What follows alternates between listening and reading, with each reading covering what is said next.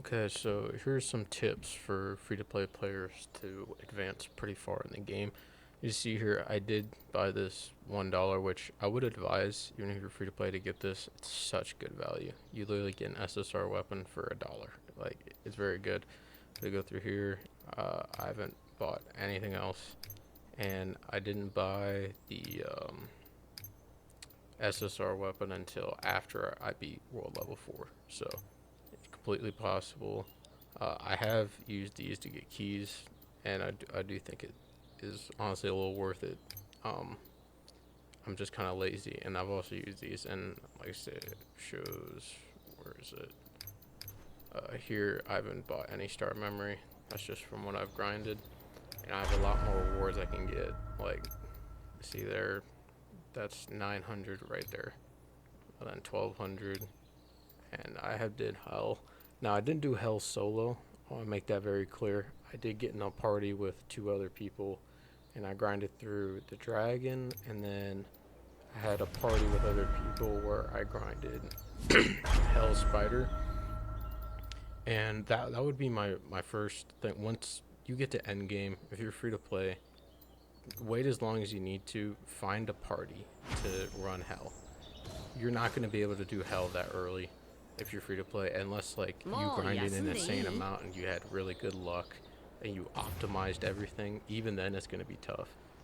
Um, don't expect to deal as much damage as whales. Strength in numbers. If you get at least one other person with like close to what I currently have in terms of attack, somewhere around there on their starters, you should be able to get any hell boss down, even if it's not like the quickest time. But my biggest tips for free to play, first thing is these potions in the bottom left. These are super important for free to play. Your health pool is going to be a lot lower than than the pay to win players, and that's when these comes in. These can save you in a pinch like all the friggin' time. All the time. These come through huge every single time. It's a pretty big boost of health. So yeah, 16k. 16k, pretty good. Um, that would be like my first big tip when it comes to fights. After that, when it comes to building your characters, you really want to commit to one. So ideal start is either you get Jericho, then you summon for melee, or you get Deanne, and then you can pull either. Well, melee also works with Deanne, but like Elaine or King is great support for Deanne. I got extremely lucky. I literally pulled Deanne, King, then Elaine. So I got the full Earth team. And for most of the game before melee, I was rocking with Tiore. Um, she gives a slight boost on her weapon here and her kit. Let's see, where is it? Yeah, increase all allied defense by 25% for 40 when an allied hero activates Earth Burst. The end scales damage based off of defense and attacks, so it's helpful for the end. It's not super significant, but it does help. And as you see here, even with all this, I didn't have an SSR weapon on the end the entire time, or any of these characters I used. Melee, obviously now I do, but I got world level 4, no SSR weapons. This was a waste of an investment. I will say now, probably shouldn't upgrade more until like 30 or like 20. I definitely regret going in on these gauntlets so hard. I could have gotten by with less stats there.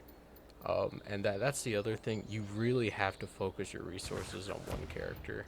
So I actually didn't look into here masteries. This is big for your damage dealer. So you do want to get all of these up. The big symbols here that give you the 3% boost and the little substats here. Ideally, you want to get all these. I'm close to getting her last slot here. But when it comes to the sub slots, this is important. And eventually, you do want to get all of these. But for start of the game, free to play, your resources are going to be limited.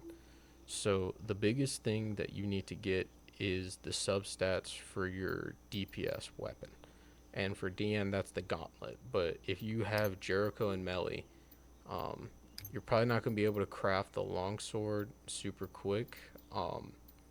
It's going to be a while. So dual swords is probably your initial investment, and I see that I have been grinding a lot.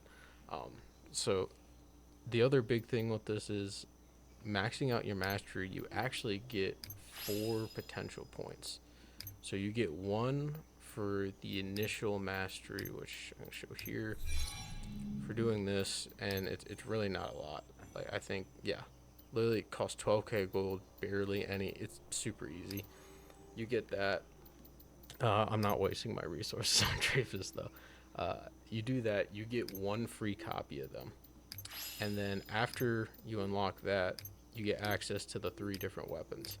Now, when you max out all the substats on a mastery, you get another potential point. So that's why I have him at 2. So then, free to play, guaranteed, you can get this potential tier 4 from Meliodas. You can do that. And then if you get lucky and you pull an extra copy, you're gonna have 5. And I mean, look at this. Like it's very good. So I know it's probably a little intimidating seeing how many of these you need to get, but in reality, for to get full dupes, you need 6 copies, not 10. That's going to be something I don't feel I've heard many people talk about. That's a big deal. It is possible for free to play to max out a character if you get very lucky. It's not as unrealistic as you would expect. Next thing is the missions. These are a priority. You do want to do your dailies here to get these Kingdom of Leon seals. Now, what you can do with these is extremely helpful when it comes to endgame content and engraving equipment. What you can buy here, not only can you get the SR crafted chance, which early on this is worth it, but this is what you want to buy every single week. You want to grind up to this. The brilliant engraving seal. I'll show you where you use these. Use these over at the engraving spot here. And this is how you get like your character to really good stats, is through here.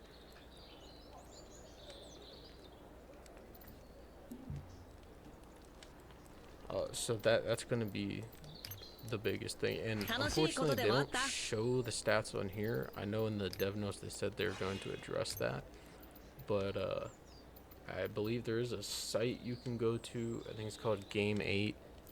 They should have the stats available for all of the engraved gear, so just find one of those sites and check them out before you invest in anyone.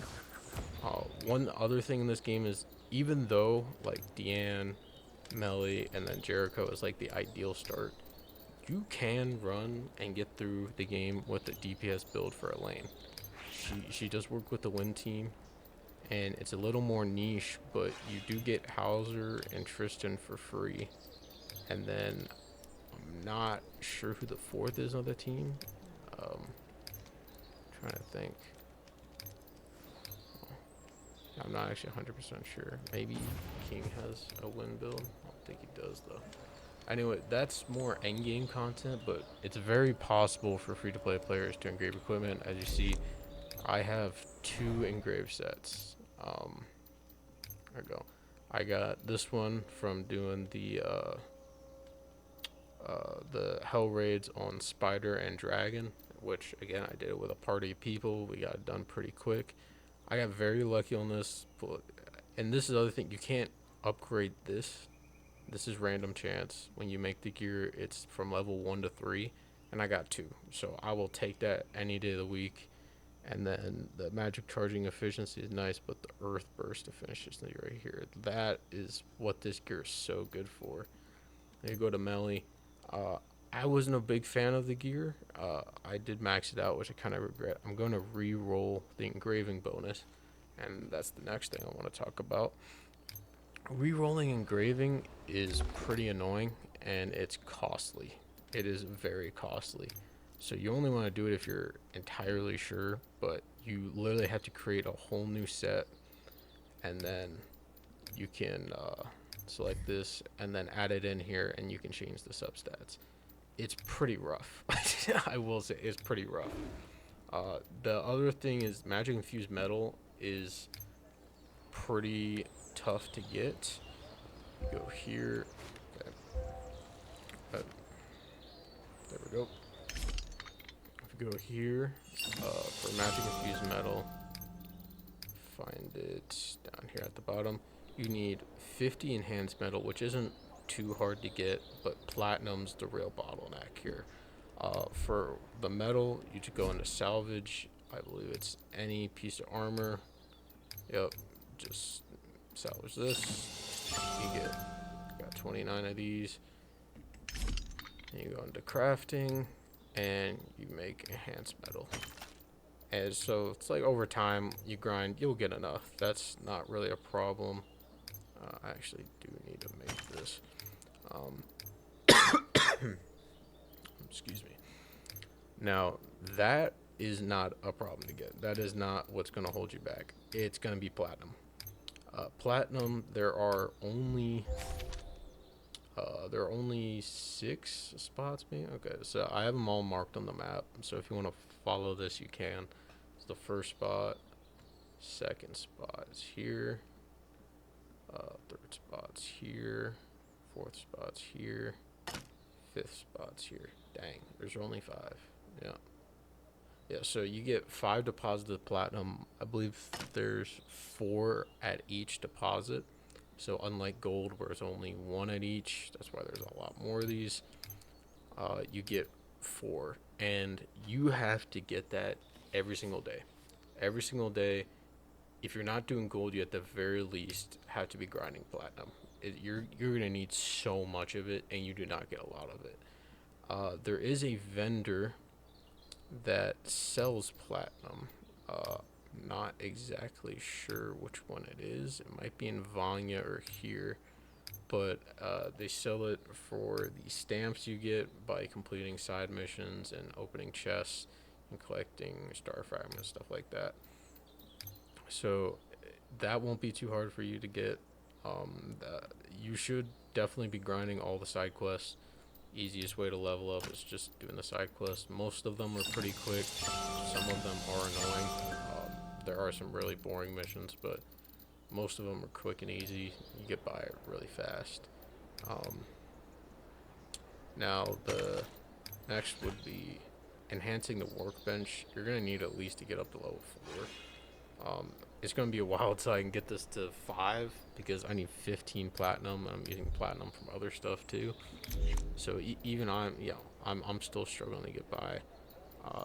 So like I said before, strength in numbers is vital. You need strength in numbers if you're going to complete a lot of the really tough stuff. I'm not sure if I could solo stuff at the current moment. I'm going to attempt soon. Probably tonight's stream, I'll attempt that. But gold is also a resource we're going to be struggling with.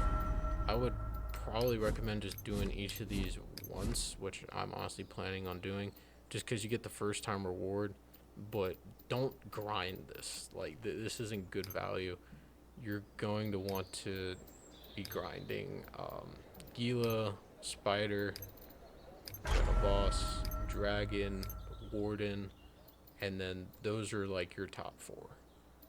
These aren't really like that worth it. You're getting much better rewards from those 4 fights. Spider Dungeon, I would say, is by far the hardest. If there's anything you can solo, like Gila, the Dragon, the Warden, that's all plausible. The Spider Dungeon, you're gonna need assistance with for a while, until you get to a certain point. You have to fight 2 mini bosses before you even get to the final boss, and it's the only dungeon that's like that. It's very annoying. So be prepared for that. Now, is there anything else I would recommend?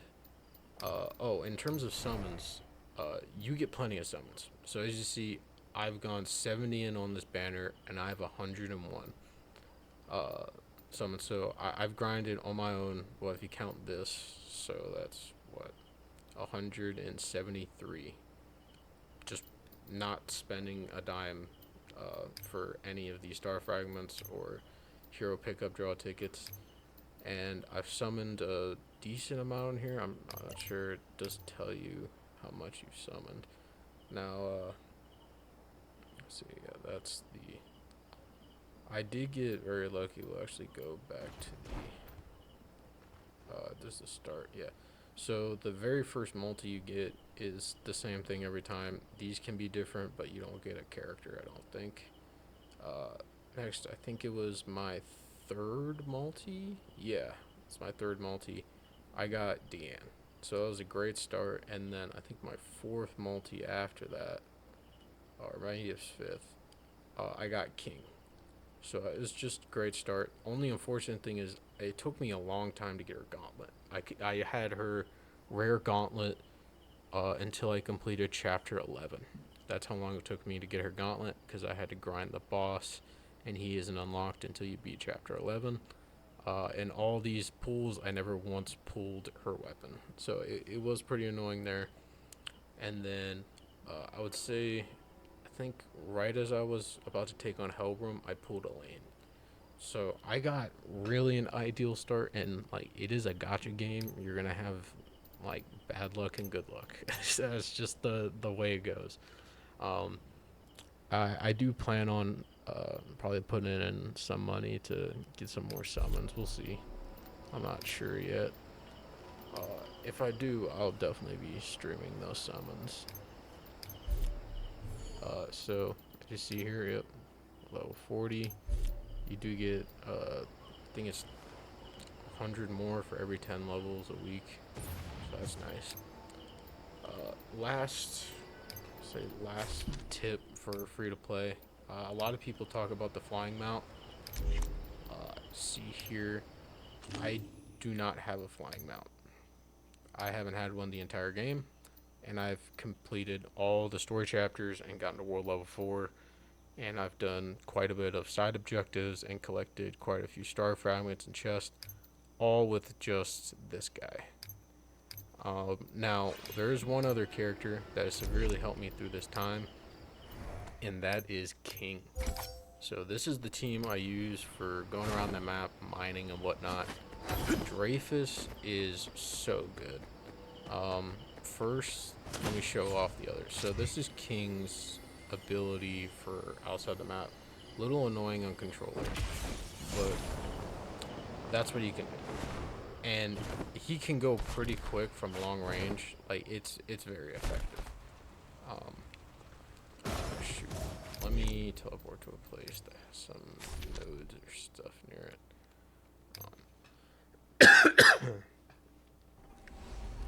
We go here. Dreyfus has an ability to one-shot mining deposits. So I'll show off Bug's ability here. You get him for free in the desert, and dude can literally just fly. Like, just freely fly. There is a stamina constraint, so obviously this is not as efficient. But if you're impatient, you can switch over to Tiore, which you also get for free. And there's plenty of movements you can pull off with that. Now I'll switch back to Dreyfus, see where these deposits are at. They're up there. So, let's see. I'm gonna overshoot this just to show a point, but King can cross like distances very quick. So look at how fast I'm getting by here. That is way quicker than any pet can do. Like by a significant margin. The cooldown is 30 seconds. That's like the only drop off. But then look, like I can get around just fine with Tiore and Bug. And the cooldowns, Bug has no cooldown. Let's see, you can go right here. The stamina is the only restriction, but you take it out, and I can go right back into his transformation. So you don't need to invest in them. Like you don't need to put any materials in them. Like it's 206, 200. Tiore I used for a while, so she's got a little bit in her. But like I'm not putting anything in these characters, but I'm still getting use out of them. Like it is, you can use plenty of characters without building them. And then Dreyfus with his one-shot mining, just the amount of mining you need to do, it's clutch. And then on the map, he literally shows you where the deposits are. So if some are like hidden, you can easily find them just looking at the mini map. It literally just shows you where they are. Now, That is one of the biggest things. I see a lot of people struggling to get is like the dragon and stuff. I absolutely hate the capturing monster system in this game. The rates lie. I try to capture something at 49% like 8 times, and it took me like my ninth attempt to get it. I very much doubt that that's actually 49%, and I really whiffed 8 times on that. I find that a little hard to believe, so I feel like they just don't tell the truth with like the rates they show. Uh, so that is one of my biggest complaints is that part of the system, and I just decided to ignore it. And as you see, I've gotten through the game just fine. Like, you don't need a flying mount. It makes things easier, but it's not necessarily required. And if you get King for support as Deanne, his open world ability can be so unbelievably clutch. I mean, look at how quick I can get to places. Like, it is very helpful, especially when you're trying to get to some difficult spots. You do have to get a little techie with him. You have to find the right angles, and if you can't fly through trees and stuff. If there's something obstructing his path before he reaches like the spot you chose, he'll just stop there. So if I were to activate my ability here, which we'll wait for the cooldown to show it, but if I activate my ability here and I try to fly over there, my bottom will hit this rock and I'll just stop. So this would work fine. If you went right here, you could do it. If you go here, go there, as you see, he just stops. So if there's any small lip, I know that was a particularly big one, but literally if you're like even like right here and you try to do that, I bet you'll probably catch the frame of this. So you have to be like on a spot that's very open and clear. You got good range. His range can vary at times, sometimes you have to move a little closer. Like I said, it's not as efficient as the flying mount, but there are ways around it. You don't have to get a flying mount to get through the game. So I show here, you know, I've done quite a few side quests and the actual story's done. So those are my biggest tips for progressing in the game. Free to plays, this game is a lot more free to play friendly than it appears. You just have to take advantage of certain things they give you. Biggest thing is completing hell difficulty with just people around. To do that, if you don't know how to do that, you can go to a party and create it and set to searchable. So you can do public or approval required. Say what objective you want. You want to go dungeon boss or just free roam, and then I go personally into enter manually, and I'll say like Hell Dragon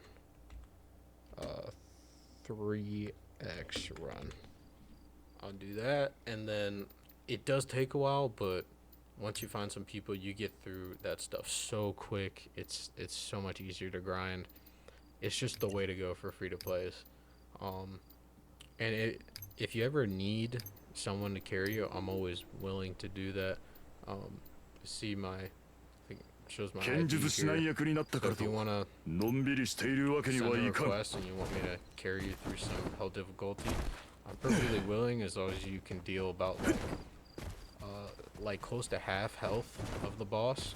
If you can get the boss to near half health, that'll be enough for me to assist you all the way. And of course, getting an extra person in there makes it automatic. You get 3 people, it's super easy to beat a boss. Now, I am streaming every day on this game, so if you have any questions and want any advice from a free-to-play player, just hop on the stream and let me know. And that's it for the video.